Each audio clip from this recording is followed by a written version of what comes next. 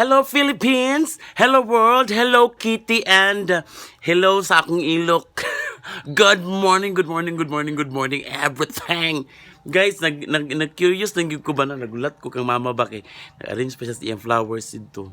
Yali, ipapicturean ko no ay kaya na ako rin mga yung pictures. But nag-curious lang ko guys ba na-mention na mo karon kay nakoy kaila guys nga love kay na ko na siya nga tao guys no yan close na siya sa ako ang heart and kuan diabetic siya so gioperahan siya nay siya kanang naa siya kuan sa tawag ano ay na siya wound na siya samad sa iyang buka kumagko sa tiil no so ang gibuhat guys kay dili kuno to maayo ang iyang samad sa iyang kumagko.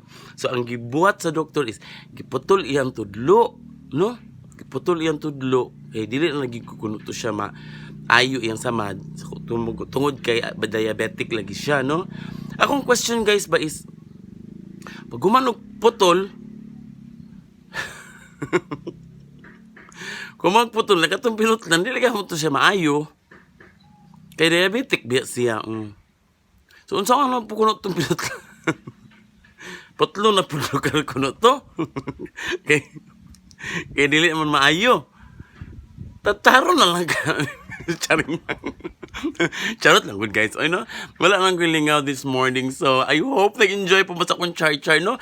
If naa mo comment, i-comment lang below. Kaya para tanan ta makabalo. Bye!